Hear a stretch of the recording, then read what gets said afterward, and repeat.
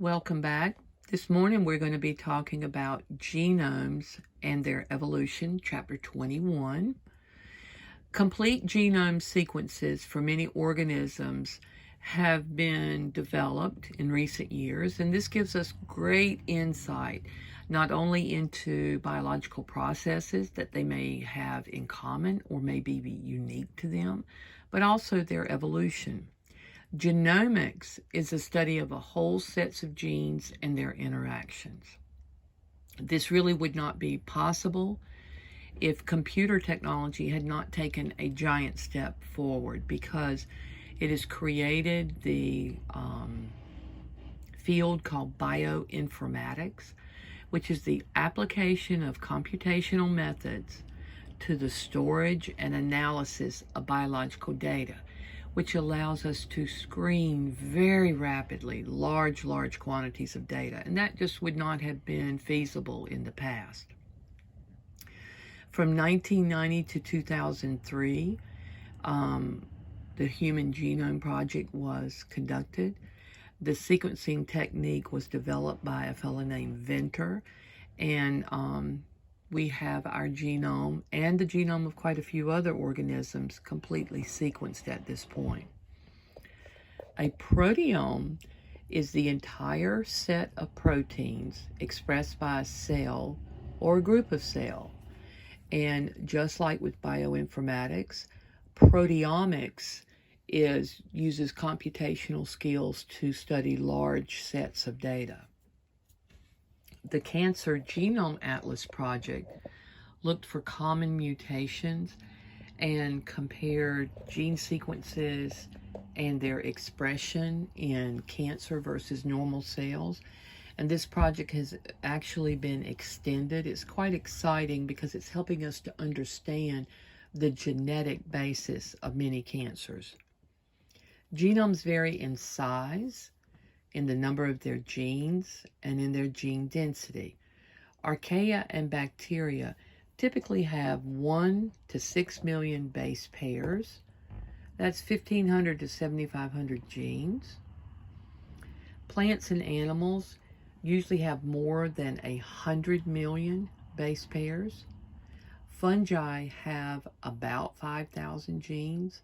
Most multicellular organisms have 40,000 genes or more. Humans have 3,000 million base pairs, but we have less than 21,000 genes, which is really considered to be a very low number. But we think that the alternative splicing of our RNA, for example, what is going to function as an intron, what is going to function as an exon, allows us flexibility, allows us to create fewer genes and still create the products that we need from them. There is no systematic relationship between genome size and phenotype. Humans and mammals tend to have the lowest gene density, that means number of genes, in a given length of DNA. They have many introns, large amounts of non-coding DNA between their genes. In the human genome, 98.5% doesn't code for proteins, RNAs, tRNAs. Gene regulatory sequences are 5%. Introns are 20% of the human genome. The non-coding DNA between genes includes the following. And please don't forget, they still are important from a functional standpoint. Pseudogenes, which are former genes that have accumulated mutations and are now non-functional.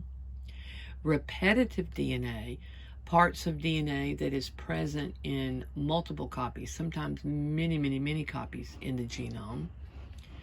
Transposable elements are found in both prokaryotes and eukaryotes, and they're stretches of DNA that can move from one location to another within the genome. The first evidence for this was found in Indian corn and was by Barbara McClintock. Strange phenomenon. Genome comparisons of closely related species can help us to understand recent evolutionary events. The relationships can be expressed in tree-shaped diagrams like you see in slide 69.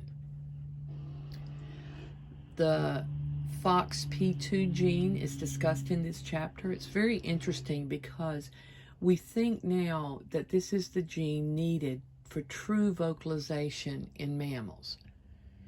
We think that humans have existed for about 200,000 years. We have relatively low genetic variation. There are many developmental genes, for example, Hox genes, that are highly conserved from species to species. We see these in common.